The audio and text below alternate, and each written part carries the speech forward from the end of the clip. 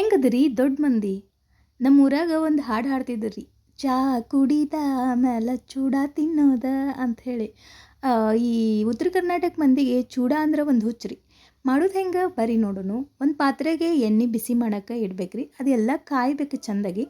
ಆಮೇಲೆ dry fruits, ಶೇಂಗಾ ಮತ್ತು ಇಲ್ಲಿ ಕಮಲದ ಹೂವನ್ನ ಸ್ಪೆಷಲಾಗಿ ಯೂಸ್ ಮಾಡ್ಕೊಂಡೀನಿ. ಯಾಕಂದ್ರೆ ಡಿಫ್ರೆಂಟಾಗಿ ಟೇಸ್ಟ್ ಕೊಡ್ತೈತಿ, ಸಖತ್ತಾಗಿರ್ತೈತಿ. ಮತ್ತು ದ್ರಾಕ್ಷಿನೂ ಅಷ್ಟೇ ಮಸ್ತಾಗಿರ್ತೈತಿ. ಬಾದಾಮ್ ಯೂಸ್ ಮಾಡ್ಕೊಂಡೀನಿ. ಗೋಡಂಬಿನೂ ನೀವು ಯೂಸ್ ಮಾಡ್ಕೋಬಹುದು. ಮತ್ತು ಇಲ್ಲಿ ಅದನ್ನೆಲ್ಲ ಹುರಿದು ತೆಗೆದಾದ್ಮೇಲೆ ಮೆಣಸಿನ್ಕಾಯಿನೂ ಚೆಂದಾಗಿ ಫ್ರೈ ಮಾಡ್ಕೋಬೇಕು ಇದನ್ನಾಗ. ಅದನ್ನು ಕೂಡ ಕರ್ಕೋಬೇಕು. ಆಮೇಲೆ ಕರಿಬೇವನ್ನು ಕೂಡ ಚೆಂದಾಗಿ ಕರ್ಕೊಂಡು ಸಪ್ರೇಟಾಗಿ ಒಂದು ಪಾತ್ರೆಗೆ ತಕ್ಕೋಬೇಕು.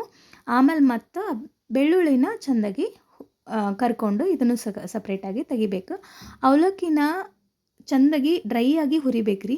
ಯಾಕಂದ್ರೆ ಅವಲಕ್ಕಿ ಸ್ವಲ್ಪ ನಾರಾಗಿರ್ತಾವೆ ಚಳಿಗೆ, ಹಾಗಾಗಿ ಡ್ರೈ ಆಗಿ ಹುರಿಬೇಕು.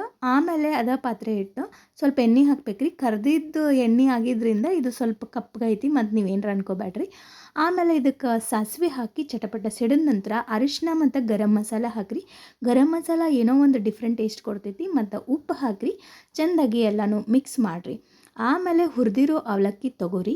ಹುರಿದಿರೋ ಅವಲಕ್ಕಿಗೆ ಎಲ್ಲ ಫ್ರೈ ಮಾಡಿರೋ ಇಂಗ್ರೀಡಿಯೆಂಟ್ಸ್ನ ಹಾಕಿರಿ. ಬೆಳ್ಳುಳ್ಳಿ, ಎಲ್ಲ ಡ್ರೈ ಫ್ರೂಟ್ಸು, ಕರಿಬೇವು, ಮೆಣಸಿನ್ಕಾಯಿನ ಎಲ್ಲನೂ ಹಾಕಿ ಆಮೇಲೆ ಫ್ರೈ ಮಾಡಿರೋದು ಎಣ್ಣೆಯೊಳಗೆ ಫ್ರೈ ಮಾಡಿರ್ತೀವಲ್ಲ ಅದೆಲ್ಲ ಇಂಗ್ರೀಡಿಯೆಂಟ್ ಹಾಕಿ ಚೆಂದಾಗಿ ಮಿಕ್ಸ್ ಮಾಡ್ಕೊರಿ.